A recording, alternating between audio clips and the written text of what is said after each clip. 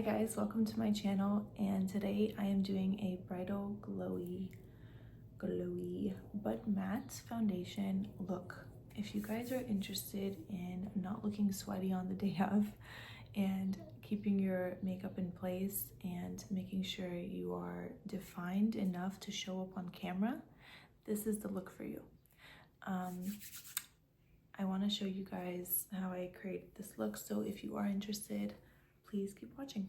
Hey guys, so today I'm starting off with my Tatcha Dewy Skin Cream, and I'm going to be doing a bridal look for you guys. This is to show you guys that you can also do it at home and you can pull off the look easily with the same products or similar products that perform and last long. So I'm going to be doing a matte look, a more matte look, so that everything that's built on top of it will show. Whether you want to do it more matte, whether you want to do it more highlighted, you can have both options at the end. So I just put on the cream, and then I'm going to take my D'Alba first, what does it say? First spray serum. And I'm going to wait a good 10 minutes before I start anything else, because let me tell you, if you start too early, you're gonna get the little bubbles on your skin and then wonder how to take them off, and you're gonna have to wipe off your whole makeup. Also applying some Laneige lip mask just to prep ourselves, and I'm gonna wait for that to settle and then come back. I can do a little face massage with a gua sha type result, because I'm pulling up and elongating this way.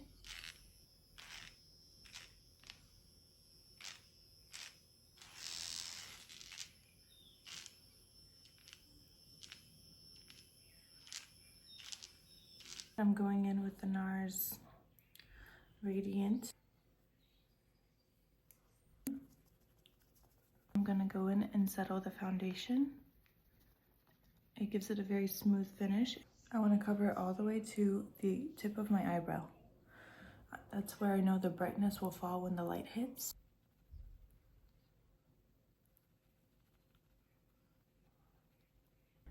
And I continue.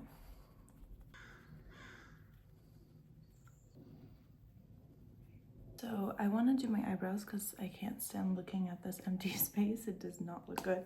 So I'm going in with my e.l.f. pencil to correct. I'm going to define and then structure by going under, not drawing a line and not making it that obvious, but adding little strokes to show the way of the brow. And I am growing out my brows, so they look messy as it is. So I want to go in with a deeper, richer brown tones. When I'm looking at my face and I'm ready to contour, I want to follow this natural line that goes down.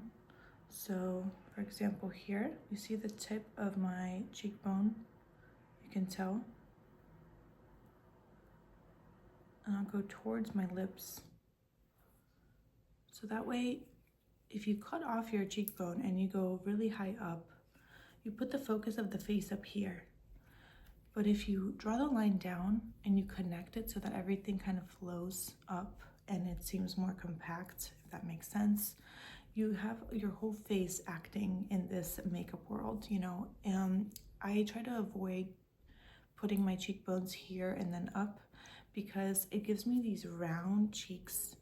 I have almond eyes already, and then it forces the focus up on my face. I want to have not an elongated face, but a unified face, if that makes sense, when it comes to contour. So starting here again and dragging towards the edge of my, and I define that line because it's gonna be blended, so it needs to stand out.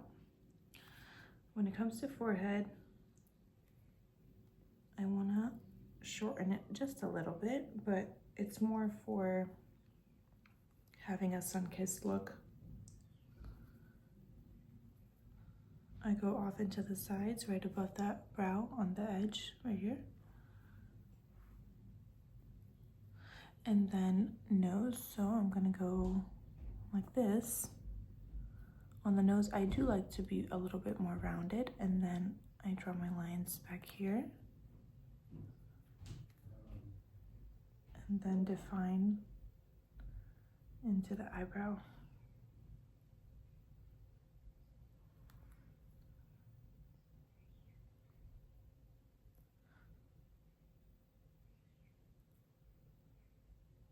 Lips I typically don't do, but in this case I do want to have a deeper effect on camera, so I will show you guys how I do them.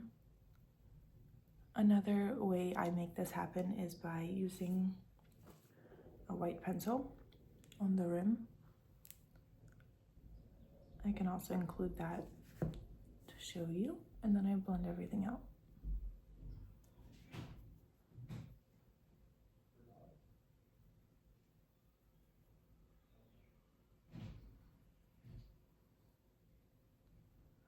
This, I let it go up into this line.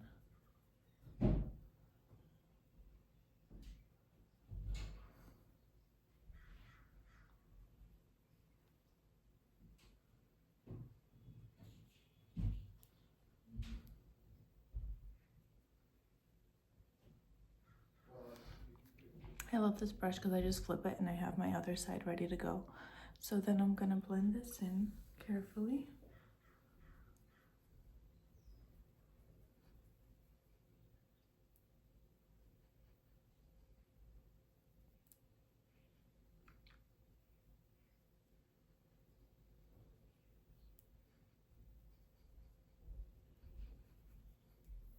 Making sure I go into the hairline, otherwise it's gonna look like it's floating above. So blending this seamlessly is important. And then kind of go up into this crease right here.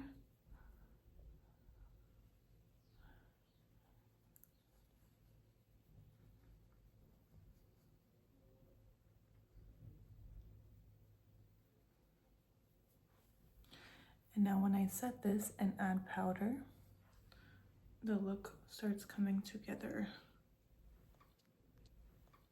The last placement I didn't show you guys is right on the eyes. You're kind of creating a natural winged liner through light, because when the light hits you and the contour does its magic, it's going to deepen this the end of your eye. So I add it at the end, I blend it out, and I still need to set everything, so I'm working my way towards that. I want to go in with a blush as well, so before setting everything, I'm going to apply a heavy blush that's going to really show up, because it's really bright, and then the powder will do its magic and take away the heaviness of it. So using the same brush, I have it on my hand right here, which actually may be a little bit too much, but I'm going to place it right underneath the eye. And also by putting it in this placement, you help the makeup sit elongated on the skin, on the face actually. That's how it looks before setting. And then I'm going in with this brush again. I like folding it and just clearing up any thin or fine lines that have shown up as creases. Because once we set, it's gonna set everything, lines and everything, if it's not cleared out. The lines are smooth.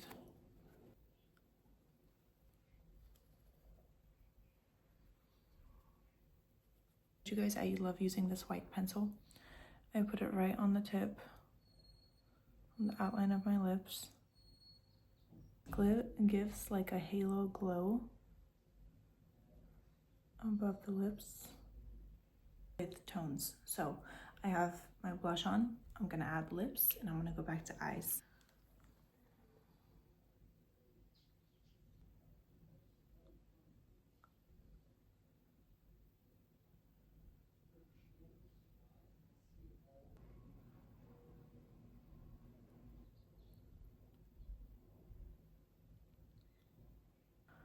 That's the effect I was going for. So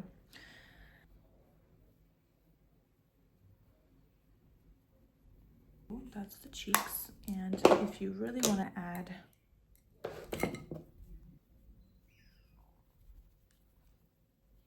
I'm using my NARS Laguna 2 palette. I had to rebake it because it broke, so I had to do the whole alcohol thing and then let it sit, break it up. So adding this to the top, because don't forget, as a bride, your dimensions are what save you and what make your Facebook, oh my god, your makeup on your day of. The definition is what's going to stand out in photos, which is why we add lashes, lips, cheeks. Everything has its importance in the way it stands out. I'm gonna wipe this off. Perfect. Okay, now eyes. I think I've been saying eyes for the past like 10 minutes, but I'm gonna use the same contour color and start, but not so much dimension that you end up having a dark eye because it's so messed up, like cracked from all. Same thing on this side.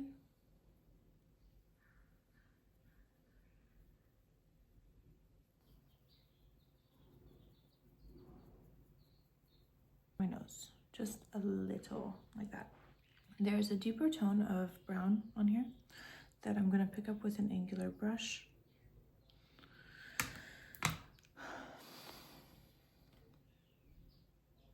And add along the lash line. Just like that. And also on the inside of my eye. That way it deepens the look, it doesn't look flat, and then it elongates the eye. How far out I also want to extend that line. I'm having to dip, I said, into the corner. Okay, now I want to add a little bit on the bottom as well, so using that same brown that